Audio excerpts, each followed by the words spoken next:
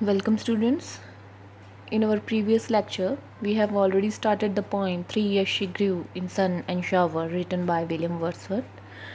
So, in the first two stanzas of the poem, nature decides to make a lady of her own, and she also decides to impart all the good qualities of an ideal lady in this child.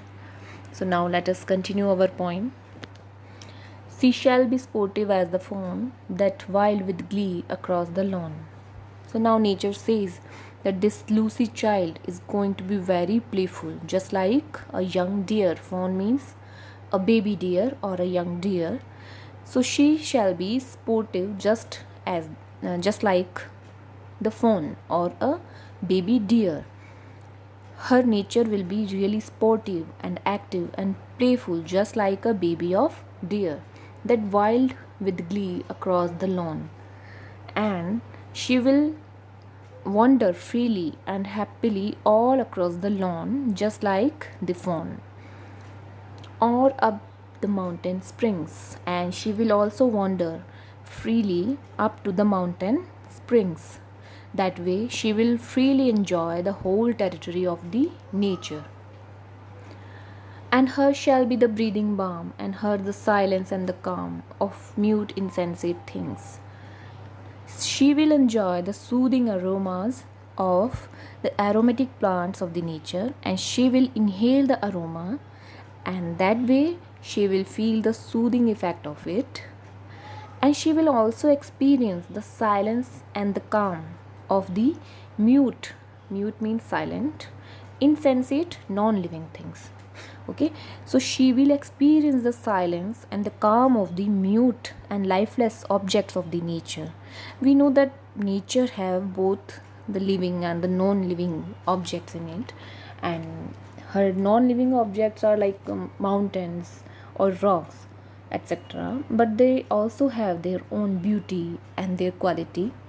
So Lucy will feel free to learn from all the living and non-living objects of the nature, and she will assimilate all the qualities in her nature. The floating clouds their state shall lend to her. So the floating clouds will lend their state to her, and she will learn stately manners or being dignified by the floating clouds, because these clouds float really high in the sky. So Lucy will learn to maintain a dignified status by these floating clouds.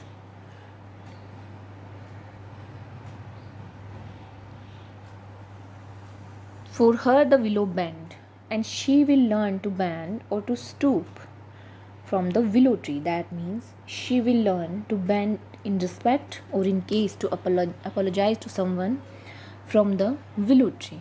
Nor shall she fail to see even in the motions of the storm. So, in these lines, Wordsworth says that from the cloud she will learn a dignified manner, and from the willow tree she will learn to give respect to others. Now, she will be able to see even in the motions of the storm. So, here the word storm is symbol of difficult times of life. Okay, now nature says that Lucy will be able to see the right direction or the right path even in the most difficult times of her life.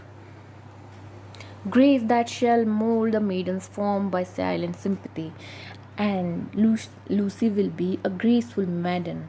She will be balanced and controlled in her conduct, just like a graceful young lady, and that way grace will mold her form silently.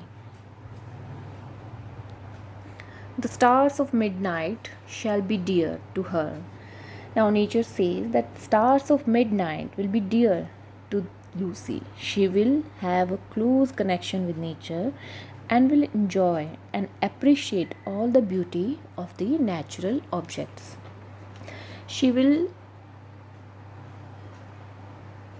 She shall lean her ear in many a secret place where rivulets dance their wayward round. Now, nature says that she will hear the sound of small water outlets. Rivulet means small water streams. Okay, so she will enjoy the sound of small water outlets in nature, and she will incline to hear the sound of their uncontrolled motion. Waver means uncontrolled motion. Okay, and beauty born of murmuring sound shall pass into her face.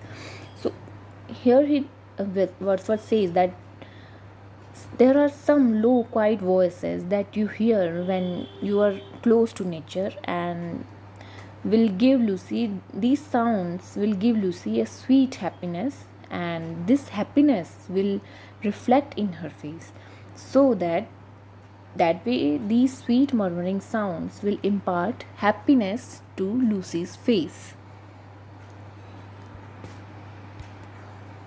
And vital feelings of delight shall rear her form to stately height. Lively feelings of happiness, vital means lively, feelings of delight means happiness. So lively feelings of happiness will uplift her form to a high level. Rear means to uplift. It will uplift her form to a very high level. Her virgin bosom swell. Virgin means pure, bosom means heart. Okay, so her pure heart will be swollen up with these lively feelings. Such thoughts to Lucy I will give. Now, nature says that such thoughts I will give to Lucy. Why she and I together live here in this happy dell. Nature says that I will give to Lucy these thoughts when she and I will live together here in this happy small valley. Dell means valley. So this was the nature's plan, that how she will nurture this child to perfection, and how she will impart each and every quality of an ideal lady in this child. Okay. Thus nature spake, the work was done. How soon my Lucy's race was run. She died and left to me this heath, this calm and quiet scene, the memory of what has been and never more will be. So now here comes a sudden change of mood in the poem, and now nature is very disappointed with the early demise of her child Lucy.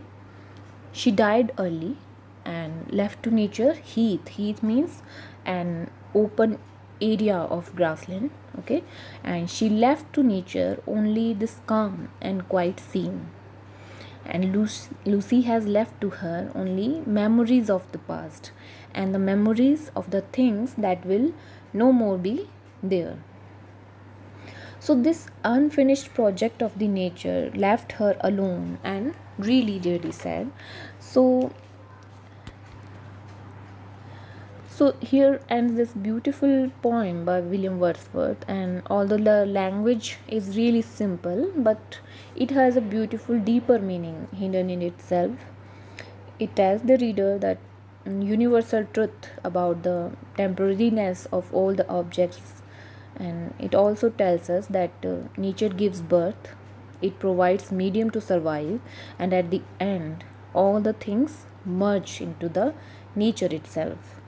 And besides that, all the natural objects teach us so many things, and by being close to nature we can learn so much from its objects. So that is all for today's lecture. Thank you.